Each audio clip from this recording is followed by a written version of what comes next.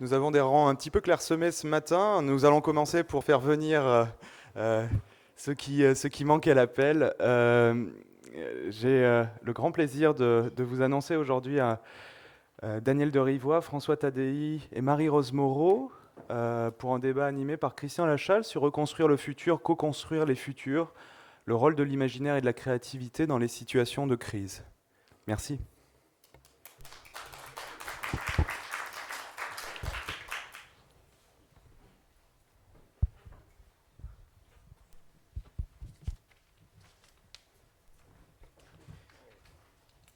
Bonjour tout le monde, welcome everybody. Euh, J'ai donc le grand honneur d'animer cette table ronde avec trois personnages très importants dans leur domaine et qui sont tous dans l'innovation, la création, ce qui est le thème de ce matin. Donc je vais les introduire. Avant, je vais juste commencer par un petit souvenir comme ça qui va illustrer le propos, le thème de cette table ronde. C'était après le tsunami, je travaillais pour Médecins sans frontières, et puis j'ai été invité à l'inauguration de magnifiques bateaux qui avaient été construits avec l'aide de Médecins sans frontières, qui est une organisation médicale. Et je me suis dit, tiens, c'est bizarre, Médecins sans frontières aide à construire des bateaux. Alors c'était les logisticiens, vous savez, qui sont des personnages très importants dans tous les programmes. C'était des magnifiques bateaux, des barques multicolores avec des yeux devant pour surveiller la mer. Et alors je dis, ça c'est magnifique, c'est super. Et puis après, je me suis rendu compte qu'en fait, toutes les ONG, toutes les grandes associations qui étaient présentes avaient fait le même programme bateau et qu'il y avait floraison de ces barques sur tout le littoral qui avait été extrêmement abîmé par le tsunami. Alors je me suis dit, eh bien voilà, la mer a pris 200 000 corps et les vivants, ils veulent reprendre la mer. Et cette idée est celle que nous allons discuter ce matin, c'est-à-dire comment, à partir de quelque chose qui a ôté, qui a enlevé des vies, des possibilités, de la capacité, de l'empowerment, de l'agency, comme on dit en anglais, et j'aime beaucoup ce terme, eh bien, on peut reprendre quelque chose qui nous a été pris et reprendre surtout le cours de notre vie. Donc, pour discuter de ce thème, je présenterai d'abord Marie-Rose Moreau, qui est professeure de psychiatrie et qui dirige le service des adolescents, on va dire, à la Maison de Solène à Paris-Cochin, mais qui a beaucoup travaillé avec Médecins sans frontières, dont elle a animé les programmes de santé mentale pendant des années et des années, et qui a laissé une trace extrêmement profonde et signifiante dans cette structure.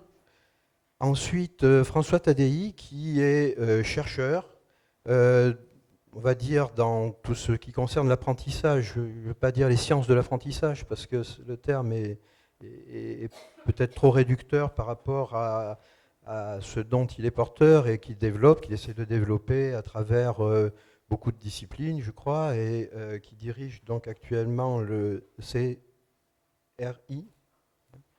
dont il va nous expliquer le fonctionnement. Et puis Daniel de Rivoire. Daniel de Rivoire est professeur de psychologie, psychologue à Lyon, Université Lyon-Lumière, et il a aussi participé à des programmes avec Médecins sans frontières, et notamment en Haïti, qui est donc, vous avez compris, l'épicentre de BSF, et donc l'épicentre créatif, là je veux dire, hein, pour le coup. Et donc il va, je pense que nous allons commencer d'ailleurs par l'écouter en premier pour qu'il nous présente un exemple de ce qu'il a pu faire à Haïti. Merci à toi François de commencer. Daniel. Merci Christian. C'est intéressant que tu commences par la question des bateaux, parce que j'avais prévu justement de parler d'un certain nombre de dessins d'enfants haïtiens où il y a beaucoup de bateaux. Les enfants haïtiens, ils dessinent beaucoup de bateaux, surtout les enfants des rues. Mais avant de parler de tout ça, j'aimerais tout d'abord remercier BSF pour au moins 3 raisons. La première, c'est je vous remercie d'exister tout simplement, parce que quand j'ai appris l'existence de BSF, je me suis dit, voilà une structure qui investit dans le long terme, c'est-à-dire qui va aller au-delà de l'événementiel pour s'intéresser au processus, parce que l'objet livre que vous investissez, il me semble que c'est quelque chose qui va au-delà de tout le côté spectaculaire qu'on peut remarquer dans les situations humanitaires. Et la deuxième raison pour laquelle je vous remercie, c'est d'être allé en Haïti, justement. Parce que l'objet livre, il me semble que c'est quelque chose qui rentre en résonance avec l'histoire d'Haïti. Parce que vous savez, hier, on a beaucoup parlé d'enfants qui, en Haïti, il n'y a pas d'électricité. Donc vous savez qu'il y a beaucoup d'enfants en Haïti qui essayent quand même de lire à travers des petites lampes à pétrole. Et je voudrais dire que ça rentre en résonance avec l'histoire d'Haïti, parce que vous savez qu'il y a un certain nombre d'esclaves, les anciens esclaves en Haïti, ils se cachaient pour lire. Ils se cachaient pour accéder au savoir. Donc, en investissant, en présentant l'objet livre comme un produit, justement, pour assister le peuple en situation de crise, il me semble que c'est quelque chose de très important. Et la troisième raison est tout simplement le fait de m'avoir invité à discuter avec vous sur ce sujet passionnant qui concerne la construction, la reconstruction, parce que cette thématique-là est tout à fait en lien avec le projet que je coordonne sur la résilience et le processus créateur en Haïti. Alors c'est un projet assez ambitieux où on a beaucoup d'objectifs. L'un des objectifs, c'est d'essayer de penser le processus de symbolisation de toute l'histoire, de tout le peuple haïtien. Alors on met l'accent sur des enfants de 3 à 18 ans, mais on a souhaité étudier un peu comment le peuple haïtien se pense, comment le peuple haïtien, quelle stratégie le peuple haïtien met en place pour donner du sens aux choses, pour donner du sens à l'histoire. Et ça va au-delà du séisme. Alors, dans cette recherche, je vais faire court pour planter un peu le décor. Dans cette recherche, nous avons aussi pour objectif de penser la résilience du peuple haïtien, mais plus précisément la résilience des 3-18 ans, parce que ce sont eux qui sont appelés à reprendre la relève. Et pour cela, nous essayons d'étudier plusieurs tuteurs de résilience. Il y a la famille, il y a l'école, il y a l'Église, les croyances, mais il y a aussi l'État et les ONG et la communauté internationale. Et tout ceci dans l'objectif à long terme de présenter de faire un certain nombre de recommandations dans 3 champs. Le champ de la santé, le champ de l'éducation et le champ de l'art. Et c'est là-dessus, justement, je me suis dit qu'il y aura peut-être quelque chose à faire avec BSF. Alors, pour centrer un peu le débat, souvent dans des situations humanitaires, ça a été dit hier, on pense beaucoup au matériel. On va distribuer de l'eau, on va distribuer des sacs de riz, des sacs de farine, on va distribuer de l'huile, etc. Ça, c'est important. Ça participe des besoins primaires. Mais nous, dans notre recherche, nous avons essayé de mettre l'emphase, d'élargir cette notion de besoin primaire de l'enfant, parce qu'il me semble que parmi les besoins primaires, il y a toute la question du sens. C'est-à-dire une mère qui donne le lait à son enfant, mais on a besoin aussi de donner du sens à cet enfant, de l'inscrire, de l'appeler à la communauté des hommes. C'est la raison pour laquelle je pense que c'est très intéressant cette idée d'Idéabox, justement. On aura l'occasion de revenir là-dessus, en présentant l'objet livre qui va au-delà du spectaculaire, de l'événementiel, en donnant un livre à un enfant, par exemple, c'est de lui ouvrir un espace de liberté, un espace des possibles, même si ce projet Idéabox peut durer 2 ans, 3 ans. Donc après, on verra comment on peut essayer de penser l'articulation, cette transition, puisque hier, il est question de présenter le projet comme étant une transition. Alors, c'est tout un défi pour voir comment ça va s'articuler vraiment sur sur le terrain. Alors, juste avant de passer la parole, on a dans notre recherche une phase quantitative et une phase qualitative. Bon, je vous passe les détails de méthodologie, mais dans la phase qualitative, on a beaucoup fait dessiner les enfants. Donc actuellement, nous travaillons sur un corpus de 685 dessins d'enfants des rues notamment, et c'est des dessins libres, et c'est intéressant de voir à quel point, quelles thématiques émergent justement dans de la psyché des enfants, et parmi ces thématiques-là, il est beaucoup question de bateaux.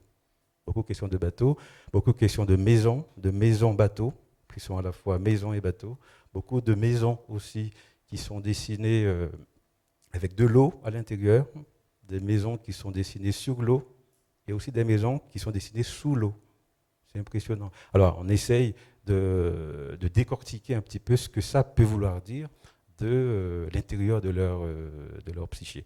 Bon, on aura l'occasion, là, tout à l'heure, j'aurai l'occasion de revenir sur le sens du dessin, pourquoi on a fait le choix de cet objet de médiation-là pour porter les enfants à symboliser. Merci déjà de cette introduction qui me permet de souligner deux choses au passage. La première, c'est qu'on va quand même beaucoup parler d'enfants. Et l'enfant en lui-même incarne justement la résilience de la population. Et il faut se rappeler par exemple que tout ça a même donné lieu à une théorisation, une idéologie qui s'est développée dans le ghetto de Varsovie au moment où il y avait des destructions massives de population, et notamment les enfants. Et l'enfant était conçu comme une sorte de... il était promoteur de la résilience des juifs qui étaient trappés dans le ghetto de Varsovie. Donc l'enfant en lui-même incarne la résilience. Mais le deuxième point que je voudrais souligner là au passage, c'est que tu as utilisé quelque chose qui est actif, qui est le dessin. Et on parle beaucoup de lecture, et peut-être qu'on aura aussi l'occasion de parler, alors là pour les enfants, les adultes, etc., aussi de quelque chose qui nous tient à cœur du côté de la psychologie, on va dire, qui est comment on peut raconter ce qui nous est arrivé et le projeter dans un futur par rapport à quelque chose qui est maintenant passé. Et donc peut-être la narration qui peut déboucher vers l'écriture, des choses comme ça, qui serait la deuxième partie en quelque sorte de lire et écrire. Voilà. Peut-être ça peut lancer aussi notre réflexion. Marie-Rose ? Alors bonjour à toutes et à tous. Moi aussi je suis ravie d'être là pour discuter de cette idée importante, et que lorsqu'on arrive dans des endroits comme ça fracassés, il y a un certain nombre de processus d'illusion, de création qui sont plus précieuses que tout, et que il faut les préserver. Et donc effectivement, BSF est une grande idée et une grande réalisation, et c'est même, je pense, quelque chose qui va transformer le champ dans lequel on travaille, et je suis particulièrement heureuse d'être là pour le célébrer, pour le dire. Alors je vais effectivement essentiellement parler de mon expérience avec Médecins sans frontières, de pédopsychiatre, et donc depuis 88, je crois, ou 89, avec Médecins sans frontières, en Arménie d'abord, on a commencé avec cette idée que il fallait s'occuper des enfants, mais il fallait aussi s'occuper de réanimer au sens psychologique, au sens philosophique du terme. Et c'est pas facile hein, comme idée. C'est quelque chose qui régulièrement se heurte à « mais y aurait-il pas quelque chose de plus important ?» Donc je crois vraiment que c'est quelque chose qu'il faut soutenir, qu'il faut témoigner, qu'il faut documenter. et que les livres, que les mots, que les images, que les rêves, que l'imaginaire soit comme l'imaginaire métissé, l'imaginaire qui tient compte des compétences de chacun, à la fois des enfants, des adultes, des familles, des groupes, et puis de ceux qui vont vers, que ça, c'est plus fort que tout. Mais moi, dans cette idée de construire sur le terrain des actions qui soutiennent l'ensemble de ces processus, je vois trois éléments importants. D'abord, y aller. Mine de rien, ce n'est pas si répandu, et ça fait aussi partie des mérites de BSF, c'est-à-dire vraiment de s'engager et de trouver des modalités de faire ensemble. Ça, c'est le deuxième point, de réussir à faire ensemble et pas dans une position colonialiste qui profite de la fragilité de la situation, du désarroi. Je dis bien profite, non pas avec des mauvais sentiments, mais avec une analyse peut-être insuffisante de ce qui se passe sur le terrain. Donc, faire ensemble vraiment, co-construire, et ce n'est pas si évident. C'est pour ça que toutes les idées sont très importantes, et les analyses et les retours sur ces manières de faire, et sur aussi les expériences du passé. Et puis, il me semble qu'il y a un troisième processus qui est très, très important, en tous les cas, que moi j'ai appris chemin faisant, c'est d'être affecté par ce qu'on fait. C'est-à-dire pas seulement ce qui va se passer pour les enfants, pour les familles, mais aussi pour nous. Que le fait d'y aller, de faire ensemble, ça nous modifie. Et que lorsqu'on revient ici, à Cochin, par exemple, eh bien, on a été transformé. Il y a quelque chose qui s'est modifié, et que là, par exemple, la manière dont moi je vais faire avec les enfants aujourd'hui, elle garde quelque chose de ce que j'ai appris au Guatemala, en Afghanistan, en Haïti. Moi, je crois que c'est très important, cet aspect transitif. Parce que je ne crois pas aux bons sentiments qui s'épuisent, qui se transforment en tout et n'importe quoi. Je pense qu'il faut que ce soit quelque chose qui me devienne nécessaire, qui fasse que, parce que j'y suis allée, parce que j'ai quitté les miens, mon travail et je sais pas, mon confort d'ici, eh bien que dans ce qui s'est passé là-bas, ça a modifié mon être, mais surtout ma manière de faire ici. Je pense que s'il n'y a pas cet aspect interaction profonde, et moi j'aime bien le mot, il est d'une anthropologue dont j'ai oublié le nom, être affecté. Elle a théorisé ça pour les anthropologues sur les terrains, lorsqu'on va dans un terrain et qu'on revient transformé, affecté par la vision du monde de celui qui a été notre informateur et grâce à qui je vais faire carrière. Eh bien, si j'ai été affectée, transformée, c'est-à-dire quelque chose de ce que j'ai vécu là a modifié mon être, y compris mon être professionnel, alors le processus peut continuer dans quelque chose qui a du sens. Et c'est pour ça que je crois que cette idée de BSF est très importante, parce qu'en plus, il y a l'idée de créer ensemble des choses belles, des choses qui vont voyager. Alors, je voulais prendre, moi, 2 exemples très rapides, et tu m'arrêtes quand tu veux, Christian. Un sur le Guatemala, assez classique, parce qu'il concerne les enfants, mais qui m'a affectée.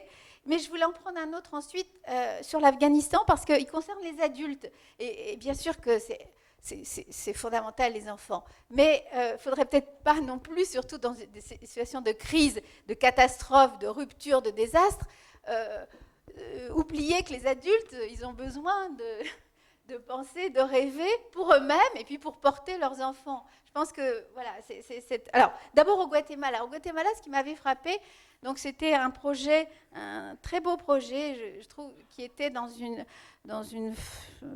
on va dire favela, enfin dans un quartier extrêmement désorganisé, pauvre, à la périphérie de Guatemala City, un endroit qui s'appelle Lomas de Santa Fe, qui venait de s'organiser enfin de s'organiser, dans la désorganisation, de se monter. Il n'y avait ni eau, ni électricité, bien sûr, de la boue, des détritus. Donc, c'était alors essentiellement des femmes et des enfants qui vivaient là. Des femmes qui, d'ailleurs, le matin, quasiment toutes partaient travailler dans les grandes maisons de Guatemala City et laissaient les enfants à la surveillance des dames les plus âgées qui ne pouvaient plus rien faire à l'extérieur et qui s'endormaient, qui oubliaient les enfants, fatigués, malnutris et sans doute très désespérés par la situation.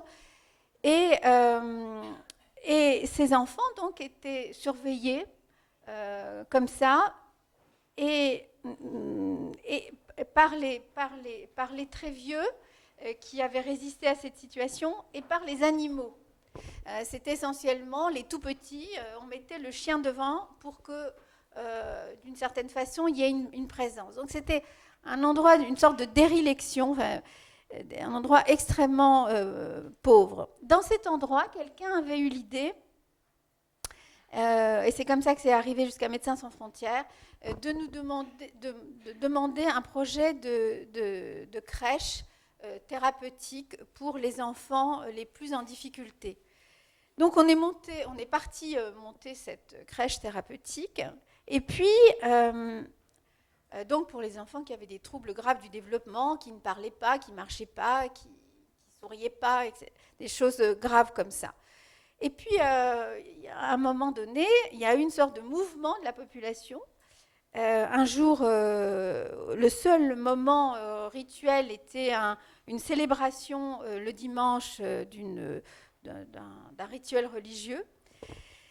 Et autour de cette messe, il y a eu un mouvement où les femmes, les mères, se sont mises en colère contre, en particulier, mais pas seulement, les étrangers du camp, mais Médecins sans frontières aussi, vraiment.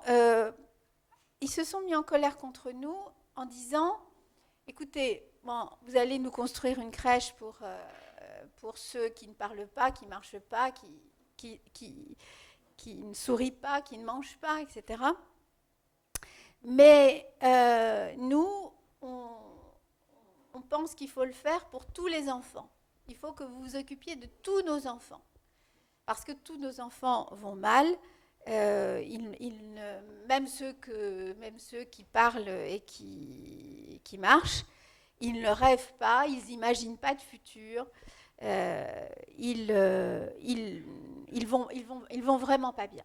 Et ils ont commencé une sorte de plaidoyer pour le rêve, l'imaginaire, la création des enfants.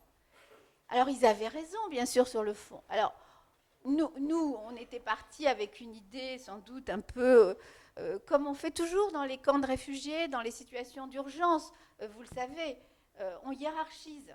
On dit, ceux-là, non seulement ils vont très mal, mais peut-être on peut les aider. Donc, ce n'est pas toujours ceux qui vont les plus mal, mais ceux dont on pense qu'on est capable de les aider. Puis les autres, il y a une sorte de hiérarchie cynique qui se fait, mais qui se fait pour qu'on puisse agir. Hein. C'est les limites, c'est cette idée d'y aller. Après, sans doute, on peut faire mieux dans certains cas. Mais cette notion de hiérarchie pour faire quelque chose qui a du sens, en général, pour nous. C'est-à-dire quelque chose qui fait qu'on voit qu'on va sauver des vies ou sauver des enfants. Mais ce mouvement de rébellion qu'il y a eu, qui était vraiment extrêmement important et qui s'est exprimé... une sorte comme je vous dis, une sorte de plaidoyer pour les ingrédients imaginaires et les ingrédients nécessaires, non seulement pour que ces enfants survivent, mais pour qu'ils vivent et surtout pour qu'ils ne répètent pas. La préoccupation des mères, c'est qu'ils ne répètent pas ce qui était en train de se passer à cette génération et qu'elle vivait comme extrêmement grave du fait de la désorganisation du lieu et de la société. Et donc... moi, j'ai été très affectée par ça. Et après, il a fallu discuter, je ne vous dis pas, négocier, pour pouvoir faire un programme Et en fait, en réalité, c'est pas MSF qui l'a fait, mais on a permis qu'il y ait un autre endroit pour les enfants qui ne soit pas la crèche thérapeutique. Et à ce moment-là, on pouvait faire la crèche thérapeutique. Mais vraiment, ça m'a semblé être quelque chose d'extrêmement important. Je dis pour les adultes ou je le laisse pour après? Alors, je pense que c'est bien que tu le laisses pour après, D'accord. justement, pour pouvoir illustrer un autre aspect. Ce qu'on constate depuis hier, c'est qu'au fond, on le sait bien tous, hein, mais il y a apparition de nouveaux acteurs de l'humanitaire, dont BSF est l'illustration par excellence. Ces nouveaux acteurs de l'humanitaire, comment vont-ils s'articuler avec ceux qui existent déjà, qui s'occupent des soins, qui s'occupent de la protection de l'enfance, etc. Alors il y a des concepts nouveaux qui apparaissent avec même des associations qui se créent, hein. Je pense par exemple au concept de Early Childhood Care and Education, qui est vraiment le concept actuel, pour les enfants encore une fois, qui associe en quelque sorte le prendre soin, on va dire, au sens le plus large du terme, et puis le développement, l'intelligence, le cognitif, mais aussi bien sûr l'affectif. Et j'aimerais là que François, tu nous pousses un petit peu par les concepts que tu peux apporter autour de ces notions-là. Merci pour cette introduction et à BSF de m'avoir invité. Moi, j'aime beaucoup le concept d'Idea Box. Pour moi, c'est, si je devais le résumer pour d'autres, c'est a box to think out of the box. Hein, c'est quelque chose qu'on apporte pour amener les gens à penser autrement. Alors, ça passe par la lecture, mais ça passe aussi par l'échange et la capacité de produire soi-même des connaissances. Hein. On peut faire des photos, raconter ce qui se passe dans l'environnement où on est, être un acteur du monde dans lequel on est, et pas un simple consommateur de connaissances produites ailleurs, mais on peut commencer à produire des connaissances et à les échanger et à les co-construire progressivement et à mettre en mouvement ainsi des communautés entières. Je donnerai un exemple d'un projet que j'aime beaucoup, qui est parti de Colombie et qui est porté par quelqu'un qui s'appelle Vicky Colbert, que certains d'entre vous connaissent. Et Vicky, Bill Clinton a dit que c'est une des 4 femmes qui pouvaient changer le monde. Donc, je veux dire, c'est quand même je ne sais pas qui sont les 3 autres, d'ailleurs, j'aimerais les rencontrer, mais Vicky est une femme exceptionnelle. Et Vicky, elle a commencé à faire de l'empowerment de communautés paysannes en Colombie, y compris dans les zones de guerre colombiennes. Et ensuite, son projet s'est développé dans beaucoup de pays, dont Haïti. Et ce qui est intéressant, c'est que son concept, c'est d'éduquer les enfants à la démocratie et à la capacité à comprendre le monde dans lequel ils sont, et à agir sur ce monde, et à résoudre des problèmes, et à coopérer ensemble avec les adultes, mais à partir de cette fraîcheur qu'ont les enfants, cette volonté de contribuer à questionner l'environnement dans lequel ils sont. Et moi, je crois beaucoup à ce genre de choses, à la fois à titre personnel, mais aussi en tant que chercheur, parce que récemment, j'ai invité quelqu'un qui s'appelle Alison Gopnik, qui est une chercheuse à Berkeley, et Alison, elle a montré en fait que nous sommes tous nés chercheurs. Et si on est tous nés chercheurs, ça veut dire que tous les enfants le sont, et qu'évidemment tous les adultes aussi le sont, au moins potentiellement. Et donc la question, c'est comment est-ce qu'on nourrit cette volonté de questionner le monde qui nous entoure, et d'agir dessus, de faire des hypothèses, de les tester, et de partager les conclusions qu'on peut avoir. C'est ça la démarche scientifique. Et effectivement, c'est une démarche. On voit bien les enfants, ils explorent leur monde, ils disent « Ah tiens, j'ai trouvé ça ». Et ils questionnent sans cesse autour d'eux, et ils peuvent contribuer. Elle dit que les enfants sont le service de R&D de l'humanité. Et en fait, c'est vrai dans d'autres espèces. En fait, toutes les espèces qui ont des cerveaux plus gros que leurs cousines. Et donc ça, c'est quand même un concept très intéressant. Et donc à partir de là, comment est-ce qu'on nourrit ce potentiel qu'ont les enfants? Je pense que Idea Box et une bonne partie des programmes de BSF sont de cette nature-là. Et effectivement, je pense que c'est essentiel. C'est-à-dire qu'on peut arriver à construire ce que j'appellerais un écosystème d'apprentissage coopératif. C'est-à-dire un écosystème dans lequel, à partir du moment où quelqu'un a appris quelque chose, quelqu'un d'autre a plus de chances d'apprendre la même chose.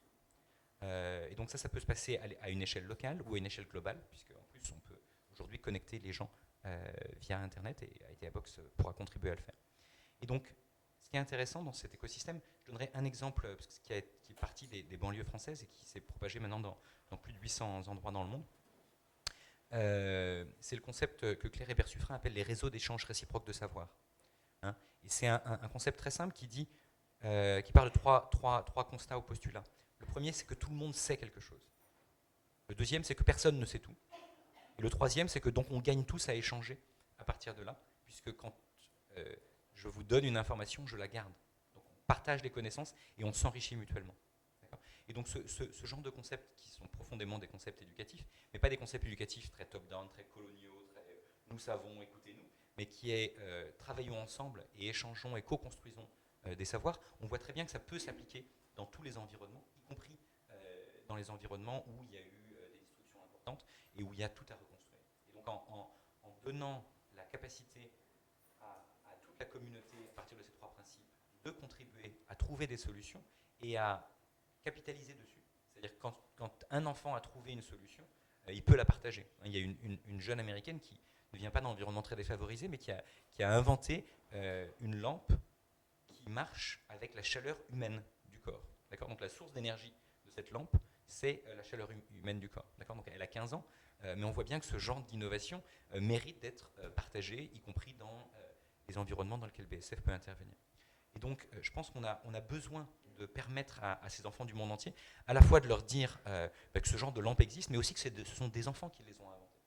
Parce que quand on sait que c'est un enfant il y a un autre enfant chilien, par exemple, qui, à 14 ans, a inventé un système de détection des tremblements de terre. D'accord ? Et il l'a relié avec son téléphone portable. Il l'a fait à partir de capteurs open source. Et vous connaissez les logiciels open source, les contenus open source pour apprendre, mais il y a aussi des technologies open source.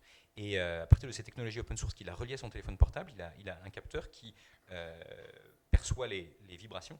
Et ces vibrations sont dans les téléphones, donc vous avez des systèmes qui permettent de faire ça.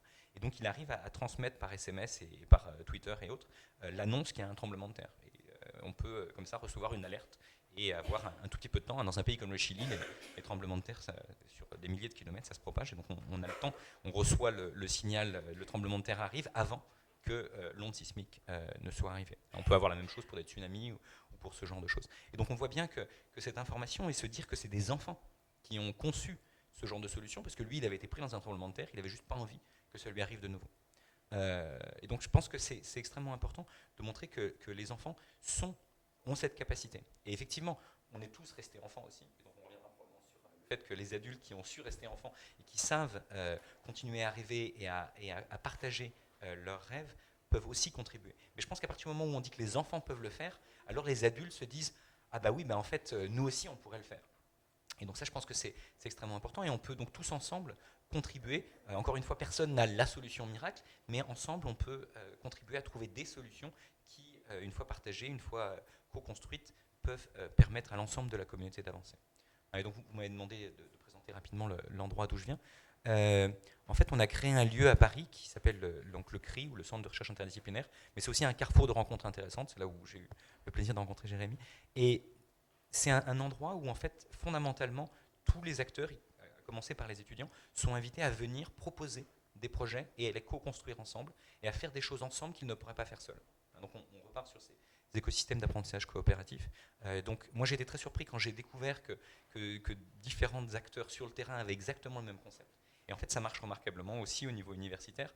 Et en l'occurrence, c'est un endroit où on parle de sans frontières. C'est un endroit où on essaie d'abaisser les frontières, parce qu'il y a beaucoup de frontières, y compris disciplinaires, mais aussi des frontières qu'on a seules dans sa tête. Où il y a une image que j'aime beaucoup, peut-être un symbole de cette idea box, qui est une image dans laquelle il y a un individu qui est derrière des barreaux, qui s'accroche à ces barreaux et qui est désespéré. Et en fait, quand on zoome en arrière, on s'aperçoit qu'en fait, il est au milieu de la nature et qu'il était peut-être dans une prison, mais les murs de cette prison sont tombés et il est toujours accroché à ses barreaux. Et s'il avait simplement l'idée de regarder sa situation différemment, alors il pourrait avancer. Et je pense que c'est ce côté sans frontières. Il faut être capable de dépasser, y compris les frontières mentales qu'on a en soi et qui nous empêchent de penser qu'on pourrait trouver des solutions. Et les enfants sont très bons là-dessus, parce qu'ils ont moins de barrières. Parce qu'ils ne sont pas nés avec, et donc ils sont à la recherche d'autres choses. Et donc les faire travailler sur leur dessin, les faire travailler sur leur imaginaire, sur leur créativité, sur quel monde ils voudraient pour eux et pour leur communauté, je pense que c'est extrêmement important. Ben, ça va nous permettre de rebondir. Je connais bien les travaux d'Alison Gopnik sur l'enfant chercheur, le bébé chercheur, hein, puisqu'elle travaille sur des bébés. Et j'aime bien articuler cette approche avec une approche qui nous est plus, on va dire, consubstantielle du côté de la santé mentale, la psychiatrie, la psychologie, qui est aussi le plaisir de jouer. C'est vrai qu'un bébé passe sans doute 80% de son temps éveillé à s'approprier le monde, hein, donc à chercher, à essayer, à échouer, recommencer, etc. Et puis aussi, il le fait en jouant, et quelqu'un qu'on aime bien qui s'appelle Winnicott, qui était un psychanalyste anglais qui a beaucoup travaillé pendant la guerre, notamment sur les enfants pendant la guerre, sur ce qu'ils devenaient, à analyser le jeu comme avec, on pourrait le dire de la même façon d'ailleurs pour le livre, hein, c'est-à-dire les écrivains, on en parlait hier de façon très bien, en disant ça peut servir à apprendre, ça peut servir à communiquer, mais ça peut servir simplement à lire, à avoir le plaisir de lire. Et le jeu c'est pareil, ça permet d'apprendre, ça permet de communiquer, ça permet de s'approprier beaucoup de choses nouvelles, d'imiter et tout ça, mais ça permet aussi de jouer, simplement. Le jeu permet de jouer, et là j'aimerais bien que tu nous dises un petit peu sur Haïti justement cet aspect-là, qui est l'aspect imagination, création, on va dire. Hein, effectivement. Oui, j'aimerais revenir un petit peu quand même sur ce qu'a dit François Tadei, et un petit peu aussi sur ce qu'a dit Marie-Rose Moreau sur les affects. Par exemple, dans ce que tu dis, l'idée c'est d'aller donner aux enfants les clés pour investir, pour apprendre par eux-mêmes. Et ça me fait penser à un petit exemple qu'on a vécu avec l'association Philosophare, parce que dans le cadre de notre recherche, on travaille avec Philosophare. Philosophare qui est une association qui a fait des ateliers de philosophie et d'art en Haïti. Donc on a contribué à l'Université Lyon 2 à réfléchir sur les contenus.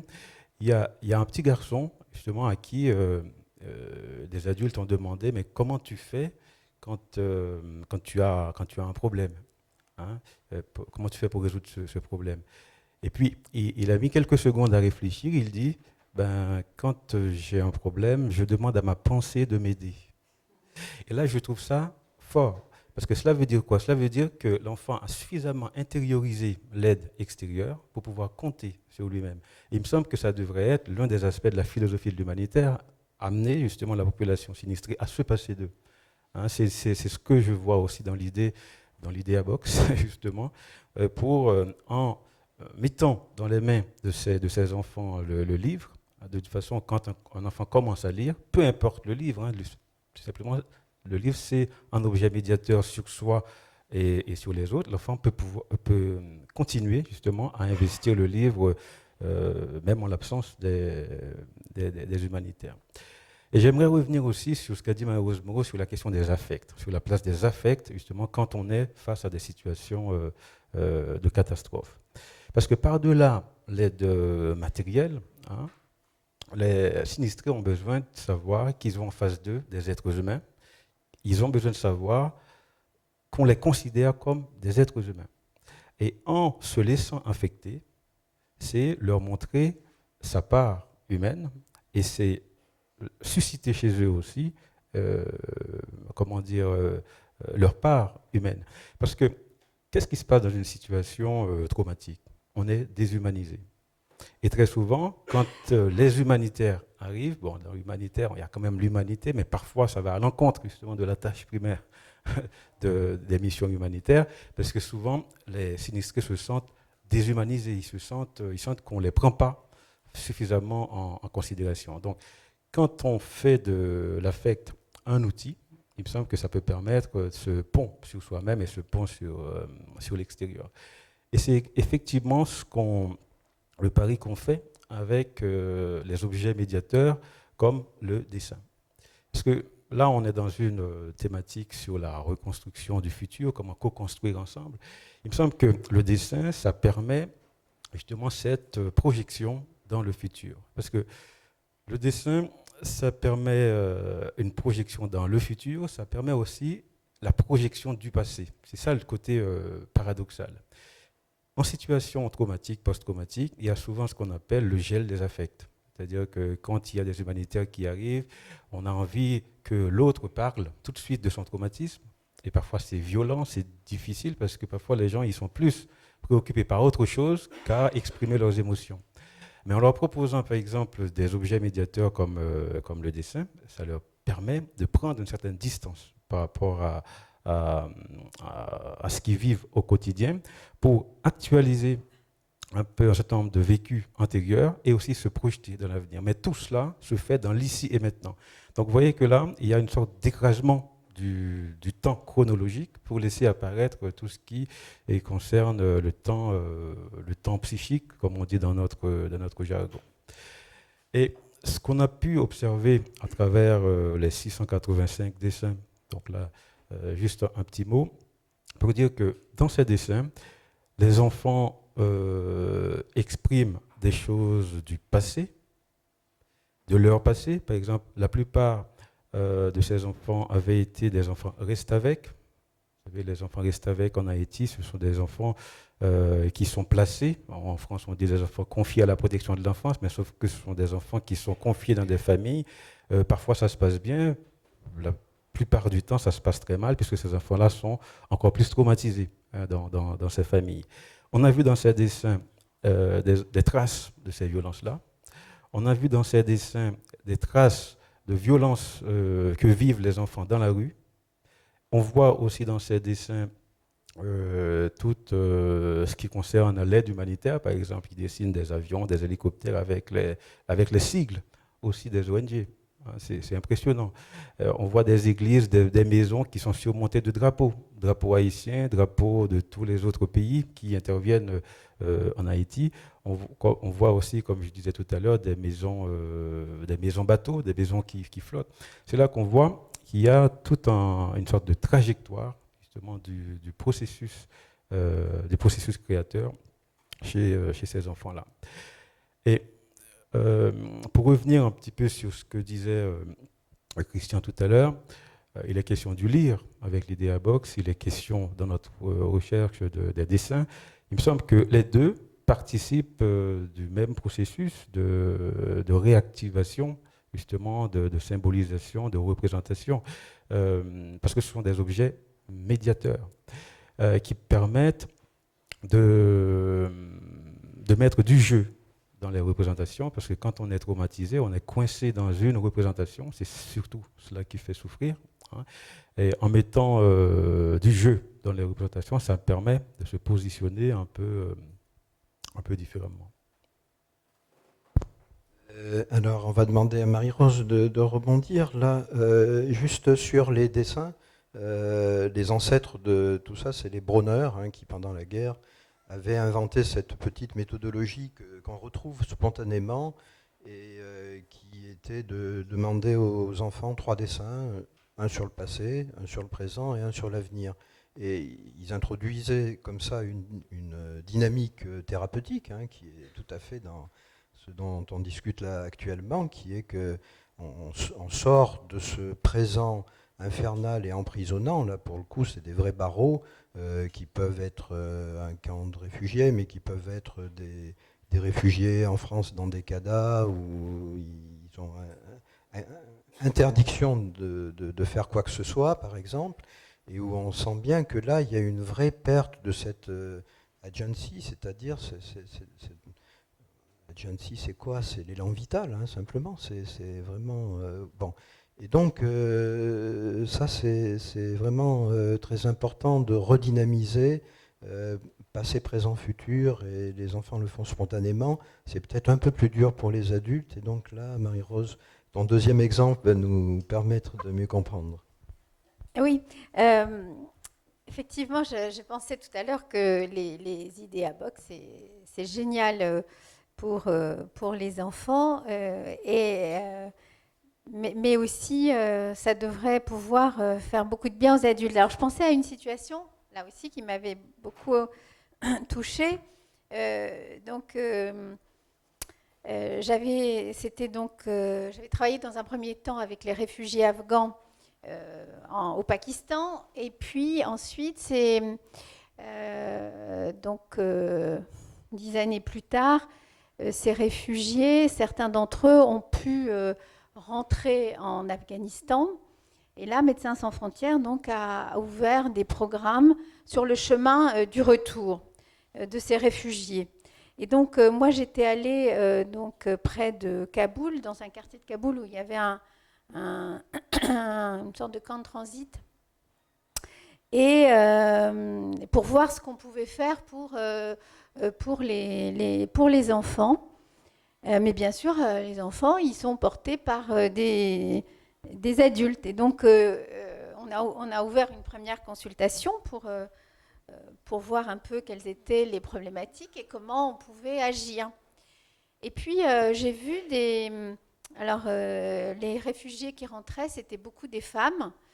Les hommes beaucoup étaient morts dans la guerre. Et puis, certains étaient restés dans les camps au Pakistan, sans doute avec l'idée que la guerre n'était pas totalement finie. Et donc, on voyait défiler ces femmes et ces mères très, très douloureuses. Enfin, elles disaient des choses parfois insoutenables sur les différentes épreuves qu'elles avaient traversées. Et l'idée, c'était de voir avec elles comment on pouvait les aider à reconstruire quelque chose. Puis il y avait une vieille dame, elle avait l'air d'une vieille dame, qui restait à la porte de la consultation, qui rentrait jamais à la consultation, qui était assise par terre et qui était là. Et donc, jour après jour, elle revenait, mais elle ne rentrait jamais dans la consultation. Et quand on lui demandait si elle avait besoin, si elle voulait quelque chose, si elle voulait nous dire quelque chose, elle baissait la tête et elle refusait de parler. Bon, 1 jour, 2 jours, 3 jours, le 7e jour, je m'approche d'elle avec la traductrice et je me présente, je lui dis que j'ai besoin que je la vois désespérée, mais que je ne comprends pas ce qui arrive et que peut-être elle peut m'expliquer comment on peut l'aider. Et là, bon, elle ne parle toujours pas, mais elle rentre dans la salle de consultation et elle était voilée, elle se dévoile et elle commence à nous poser quelques questions sur nous. Pourquoi on est là? Qu'est-ce qu'on va faire avec ensuite? Est-ce qu'on a des enfants? À moi et à ma traductrice. Est-ce qu'on a l'intention de rester ou alors qu'est-ce qu'on va faire avec les choses qu'on va entendre, qu'on a entendues ici? Donc, elle nous pose vraiment des questions dont on n'a pas l'habitude d'une telle intensité, puis surtout de quelque chose de vraiment extrêmement direct. Elle demande aussi si on croit dans un Dieu. Bon, elle nous pose un certain nombre de questions sur, on va dire, nos affiliations, nos croyances et pourquoi on est là, quoi. Et qu'est-ce qu'on va faire avec ça? Et bon, on répond. La traductrice aussi, tout le monde, on accepte de répondre sans savoir vraiment qu'est-ce qu'elle... On comprend que c'est les conditions pour pouvoir parler. Puis une fois qu'elle nous a vraiment posé toutes les questions qui lui semblaient utiles, elle dit qu'au fond, peut-être on n'est pas capable de comprendre cette chose si importante. Et puis là, elle dit 2-3 choses sur ce qui lui est arrivé. Donc elle avait 3 garçons et 2 filles. Les 3 garçons ont été morts les uns après les autres. Les 3 hommes donc, ont été se battre et ne sont jamais rentrés. La première fille a été, dans le camp au Pakistan, la première fille a été mariée avec un vieux monsieur qui était là. Madame pense qu'elle a été la dame donc, pense qu'elle a été mal mariée et qu'elle a perdu le goût de vivre et elle est morte au moment de l'accouchement de son premier enfant. Et donc, elle disait, à partir de cette expérience extrêmement difficile, elle a décidé de rentrer avec sa dernière fille, de rentrer donc, dans le village de la famille qui se trouve donc au sud, pour que les choses puissent se passer normalement et qu'elle puisse être mariée normalement et pas dans les conditions où sa première fille a été mariée. Et elle est rentrée donc avec Malam. Malal, je me trompe. Malam, on va l'appeler. Et elle s'appelait Malam. Et donc, avec sa fille Malam. Et puis là, elle s'arrête de nouveau. Et puis elle dit qu'on peut pas, que vraisemblablement, nous qui n'avons pas vécu des choses comme ça, on ne peut pas comprendre ce qui est en train de lui arriver. Puis là, elle se tait, mais quelque chose que je vis comme un peu définitif, quoi. Je me dis, à partir de là, c'est plus partageable. Elle se revoile, elle baisse la tête de nouveau, elle s'assoit par terre et elle ne parle plus. Et là, je me dis qu'il y a une sorte la rencontre, il y a une sorte de rupture dans la rencontre et je cherche dans mon imagination qu'est-ce qui pourrait permettre de continuer le lien. Et puis je pense à mon maître Lebovici et je me dis qu'il nous avait appris des choses que quand on ne pouvait plus parler, eh bien on pouvait jouer. On pouvait parfois jouer. Alors, comme ce qu'on appelle dans notre jargon à nous le psychodrame. Et si j'avais une caméra d'ailleurs dans une box, j'aurais utilisé ça aussi. Mais je n'avais rien que mon imagination là et moi. Et donc, je dis à la dame, mais si on ne peut plus se parler, si on ne peut plus se raconter les choses tellement graves, on va les jouer si vous voulez. Et dites-moi quel rôle je dois jouer. Alors elle dit, vous allez jouer le rôle de ma fille, Malam. Moi, je joue le rôle de ma mère. Et la traductrice va jouer mon rôle. Et puis, donc, dans un premier temps, je suis quand même très surprise, parce que je lui propose de jouer, et c'est évident. Je ne lui dis même pas qu'on va se répartir les rôles, et elle répartit les rôles. Et puis, elle fait tourner les rôles. C'est-à-dire qu'à un moment donné, elle nous dit, ben non, on va s'arrêter, et on va changer. Maintenant, c'est moi qui joue mon rôle. Et donc, elle se met à jouer quelque chose, et quelque chose qui effectivement était extrêmement difficile à dire avec des mots, qui était... Alors, parce que ce qui s'est passé, en fait, qu'on a découvert dans ce jeu, c'est que la fille Malam est morte pendant le chemin. Et que sa mère est extrêmement culpabilisée par l'idée que c'est sans doute à cause d'elle, parce qu'elle voulait dignement que sa fille soit dignement mariée dans le village, avec les rituels, avec respect, etc., qu'elle a fait ce voyage du retour, et sur le voyage du retour, sa fille est morte. Et depuis, elle n'a plus de repos, et elle voit sa fille constamment qui vient lui dire, la violenter, et lui dire tu m'as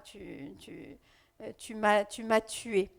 Et donc, voilà que nous utilisons le psychodrame pour dire des choses qui sont d'une complexité terrible, qui sont à la fois les effets de la guerre, du deuil et du désespoir et de la violence de ces situations, et que cette grand-mère a trouvé,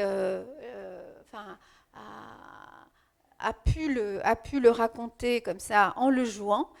Et elle me dit, et à la fin, elle arrête le jeu, elle se revoile et elle me dit, bon, maintenant, tu vas aller dire à ceux qui t'ont envoyé que même dans la violence et dans le désespoir, ce qui est le plus important pour nous, c'est de vivre dignement.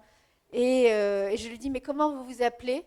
Et elle me dit, je suis la mère de Malam. C'est-à-dire qu'elle la seule identité qu'elle voulait garder aux yeux du monde, c'était d'être la mère de Malam et d'avoir utilisé le jeu pour dire des choses aussi complexes. Moi, je me suis dit que la force et la créativité et la volonté de vivre dignement, quelle que soit la violence subie, était vraiment quelque chose de plus fort que tout. Merci pour cet exemple qui nous introduit donc le psychodrame. On a parlé du dessin. Malam, moi ça me fait penser à Manana, cette jeune fille pour qui le colloque peut être dédié peut-être, hein, et qui a reçu une balle dans sa boîte à idées. Parce qu'au fond, les boîtes à idées, les IDs box, c'est une forme d'extension de la tête, hein, et du cœur, évidemment. La tête au sens le plus large. François, tu as évoqué tout à l'heure quelque chose, j'aimerais bien, peut-être tu as d'autres idées. Tu nous as parlé des savoirs partagés, c'est un concept vraiment passionnant. Et bon, libre à toi hein, de développer un peu plus là-dessus ou sur d'autres idées, mais tu as évoqué quelque chose qui me paraît extrêmement important, qui m'a semblé être l'éducation à la paix. Est-ce que tu peux nous dire un peu des choses là-dessus, ou est-ce que tu préfères parler d'autres concepts que tu as dans ta boîte à idées, là, justement? L'éducation à la paix, c'est effectivement un très beau concept. Et qui a inventé, mais qui a inventé en partie avec les enfants eux-mêmes. Parce qu'en fait, en chacun d'entre nous, il y a une forme de violence. Et plus on a subi des formes de violence, plus on a tendance à penser que le monde fonctionne comme ça. Et donc il y a besoin de travailler chacun sur soi et collectivement de faire les choses. Et donc j'ai pas de solution miracle, hein, mais quand on voit par exemple ce que fait Vicky Colbert, elle organise aussi des élections où les enfants décident qui va les représenter, sur quel sujet ils ont envie de travailler, sur quelles actions collectives ils ont envie d'organiser. Hein. Et donc c'est à la fois penser la paix intérieure et la dynamique collective. C'est ça, je pense, une partie de l'éducation à la paix.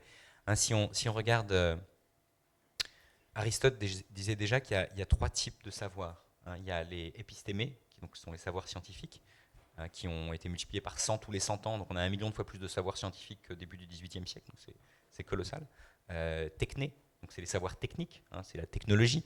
Et ça, la puissance de calcul, ça double tous les 18 mois, donc c'est colossal. Et puis phronésis. Et phronésis, c'était l'éthique de l'action. Et sauf que autant les deux autres ont cru exponentiellement, autant l'éthique de l'action, on ne peut pas dire qu'elle se soit développée dans la même dynamique. Et même, on s'étonne de voir qu'elle ne fait pas partie de ce qu'on transmet. D'accord ? Donc on transmet des savoirs, mais est-ce qu'on transmet des savoir-être, des savoir-vivre ensemble ? Et ça, c'est extrêmement important. On a besoin, effectivement, pour la dignité humaine que chacun d'entre nous doit représenter, comment est-ce qu'on transmet ça ? Et ce qui est vrai, c'est que si on regarde l'histoire des idées,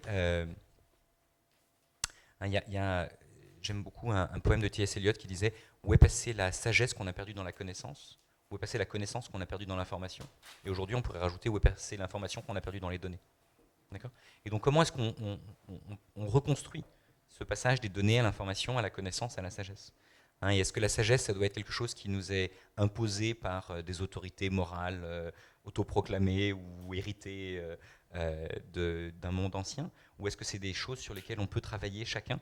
Et Confucius disait par exemple que cette sagesse, on pouvait effectivement la chercher seul, mais que c'était évidemment très difficile, parce qu'on apprenait de ses erreurs, donc ce principe de tous chercheurs était déjà là. On peut aussi le faire par la pure réflexion, mais c'est quelque part encore plus dur, même si quand on est face à un problème, la meilleure façon de chercher une solution, c'est quand même en soi aussi. Mais on pouvait aussi échanger avec les autres sur quelles étaient leurs visions. Mais est-ce que c'est un échange ou est-ce que c'est quelqu'un qui t'impose une solution ? Et donc ça, je pense que c'est quelque chose d'intéressant. Et c'est vrai qu'aujourd'hui, ces notions-là, soit on les reçoit de manière un peu trop structurée et on a du mal à les accepter, soit on doit essayer d'inventer d'autres choses. Et je pense que faire travailler des collectifs, et en particulier des collectifs d'enfants, sur ces questions-là, et c'est en partie ce que fait Vicky, je pense que c'est extrêmement important. On a besoin de travailler sur ces savoir-être et ces savoir-vivre et sur ce qui nous motive au fond. Parce qu'en fait, une fois qu'on est motivé, on peut tout faire. Je donnerai un exemple qui n'a... C'est par exemple les plus jeunes auteurs de publications scientifiques ont 8 ans. D'accord ? C'était des enfants qui étaient motivés. J'ai eu une amie qui n'avait fait aucune étude scientifique et qui un jour a découvert que ses 2 enfants avaient la même maladie génétique. Eh bien, aujourd'hui, elle a 100 publications scientifiques sur la maladie de ses enfants. D'accord ? Donc je pense qu'à partir du moment où on a une motivation forte et où on a un accès à la connaissance, peut-être via ces Idea Box ou via d'autres Idea Box qu'il va falloir contribuer à inventer en permanence, et en particulier avec les Idea Box qu'on a en nous, dans nos cœurs et dans nos têtes, on peut arriver à les mettre en réseau. Et ça, je pense, qui est en train de se passer, qui est absolument formidable pour moi aujourd'hui, c'est cette capacité à travailler en réseau. Et qui fait que quand l'un d'entre nous trouve quelque chose, il peut l'affiner, en discuter avec d'autres et aller toujours plus loin grâce à ça. Et donc ça, je veux dire, c'est une caractéristique de notre espèce. Le langage nous a permis de faire ça. Mais on sait que depuis Ésope, la langue, c'est la meilleure et la pire des choses. Et la technologie peut être la meilleure ou la pire des choses. Toute mode de transmission de technologie puissante, ça peut être un outil de domination. C'est la NSA qui regarde tout ce qu'on se dit et tout ce qu'on pense et toutes nos émotions, etc. Et est-ce qu'on peut être coupable de ces émotions un jour ou ça peut être le meilleur au sens où on partage et qu'on construit grâce à nos émotions et à nos idées ensemble cette éducation à la paix, cette éducation au monde de demain et qu'on co-construit tous ensemble.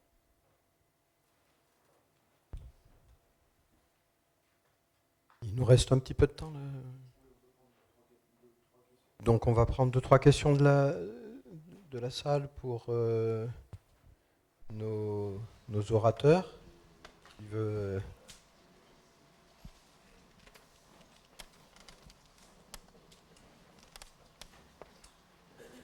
Oui.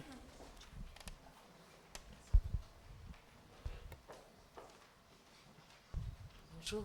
Je voudrais demander à Monsieur de Rivoire s'il avait fait ce travail avec d'autres pays ou d'autres populations avant, ce que vous faites en Haïti, ou si Oui. c'est une grande première. C'est une grande première, même si dans le cadre de nos recherches aussi à Lyon 2, par exemple, les dessins d'enfants haïtiens, on est en train de les comparer avec des dessins d'enfants des rues au Maroc.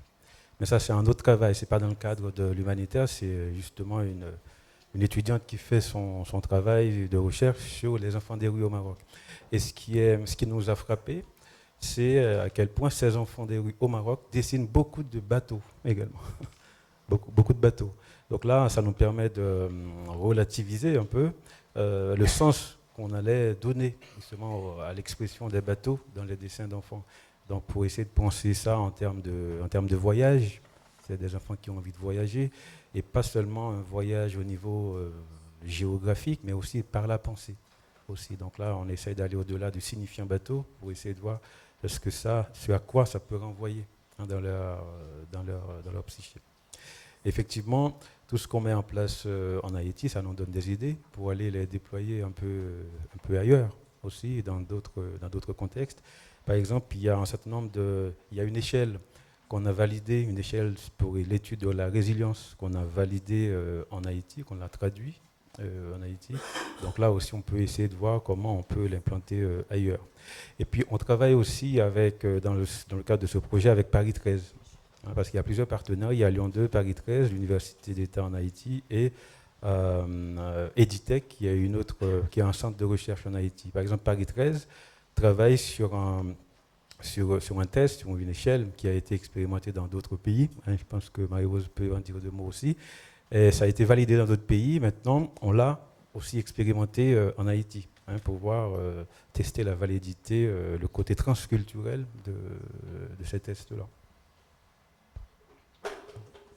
Juste au passage, effectivement, c'est une échelle qui s'appelle Psyka, qui est donc faite pour on a validé transculturellement, c'est-à-dire qu'on peut maintenant l'utiliser quelle que soit la langue et quel que soit le pays, et qui est faite pour repérer la souffrance des tout petits enfants jusqu'à donc de 3 à 6 ans. de 3 à 6 ans, et maintenant on est en train de faire de 18 mois à 6 ans. Voilà. Et donc c'est une échelle extrêmement simple, avec une petite boîte également qui va avec et qui permet. Et alors elle est maintenant disponible, hein. Celle de 3 à 6 ans, elle est disponible pour tout le monde. C'est Médecins sans frontières et Epicente, l'organisme de recherche qui l'a validé, donc à la disposition de tous ceux qui auraient besoin de ça sur des terrains. Et puis je voudrais juste ajouter que dans le cadre de cette recherche, on travaille sur un modèle qu'on appelle un modèle parasismique de la psyché. C'est-à-dire où on investit, on fait de la santé, l'éducation et de l'art les 3 piliers de ce modèle pour anticiper l'effondrement du psychisme, hein, pas que l'effondrement des bâtiments. Et ça, c'est vraiment quelque chose qu'on essaye d'explorer et pour voir si on peut l'exporter aussi dans d'autres contextes. Et j'en profite pour dire que on va présenter les résultats de cette recherche en Haïti dans un colloque du 9 au 12 janvier. Donc vous êtes invités, hein, parce que ce sont quand même des résultats qu'on va adresser à l'État haïtien ainsi qu'aux ONG aussi pour donner un certain nombre de pistes sur ce qu'attendent vraiment les gens sur le terrain, des projets à long terme, et pour aller au-delà de l'événementiel, encore une fois. Je crois qu'il y a une autre question là. Oui, c'est une question et aussi une remarque pour faire du lien, parce que j'ai eu l'occasion d'assister au début juillet à Paris au congrès AIDEA, Théâtre Éducation, Art de la scène éducation, qui était un congrès mondial qui réunissait des acteurs de l'éducation formelle et informelle et des arts dramatiques. Donc quelque chose de une association très vivante, avec notamment aussi le Young IDEA, où des jeunes s'impliquent dans des pays autour du psychodrame notamment. C'était pour rebondir par rapport à ce que disait Marie-Rose Moreau, que je trouve très intéressant. Et notamment, j'ai participé à des workshops, un workshop autour notamment de l'œuvre d'Edouard Bond, qui problématise la thématique de la guerre. Et c'était très intéressant de voir comment, à partir d'une œuvre dramatique qu'on peut proposer dans n'importe quel contexte et à n'importe quelle, personne qui serait, notamment je pense à ce lien avec les personnes en situation de crise, comment le psychodrame comment on peut après effectivement dire son drame personnel et mettre des mots. Mais ce qui est important, c'est aussi de mettre en lien dans nos actions de coopération, de travailler, à mon avis, avec les acteurs, les artistes eux-mêmes et les écrivains. Dans le cadre, on travaille déjà sur ces questions. Moi, je travaille en médiathèque départementale autour des résidences d'auteurs, et je trouve que cette question est à creuser. C'est-à-dire, tout comme Clowns sans frontières est intéressant, des partenariats avec des artistes et auteurs qui interrogent les œuvres, puisque l'œuvre, les arts interrogent le monde, questionnent notre monde de façon exacerbée. Les artistes ont les mots, ont, une façon les poètes sont très importants, sont vitaux, et peut-être sont-ils amenés à être présents, peut-être en un second temps, pour quelque chose de pérenne et de très fructueux pour les réfugiés et les populations. Merci pour cette intervention. Je crains que nous n'ayons plus le temps pour d'autres questions, sauf si elle est vraiment très très courte. Justement, je voudrais poser cette question de la pérennité et de l'accompagnement après le traumatisme, parce qu'il y a le temps que vous expliquez, qui est le temps du traumatisme et de l'étude, mais je crois que l'accompagnement, ça va au-delà de ce temps de traumatisme, et je voudrais savoir s'il y a des projets d'implication sur un terme beaucoup plus long. C'est toute l'articulation qui est à trouver entre ce qu'on fait dans les situations d'urgence et ce qu'on fait ensuite dans les post-urgences et ensuite dans le développement éventuellement. Donc la question est juste, mais la réponse est tellement complexe qu'on ne peut pas la donner tout de suite, là, je pense. Mais merci d'avoir posé cette question, parce qu'elle est cruciale, évidemment, pour tout le travail humanitaire. Allez, vraiment. Ça va être très très court. parce que- En fait, je veux juste dire que j'ai eu la chance d'aller au printemps dernier en Haïti, participer à la construction d'une bibliothèque à Colline des Landes. Et je voudrais demander à Bibliothèques sans frontières s'ils peuvent apporter leur soutien, pas seulement moral, mais pratique. Voilà, c'est bref, mais c'est profond, c'est réel. Important, je verrai M. de Rivoire plus Il faut tard. vous adresser Executive Director.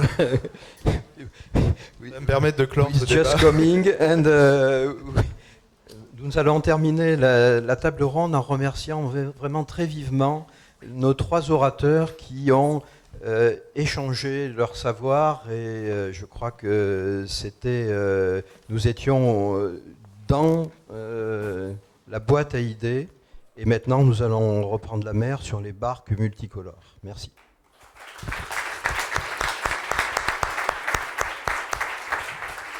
Merci beaucoup. On va faire 10 petites minutes de pause. On reprend à 10h30 pour un nouveau débat. Merci.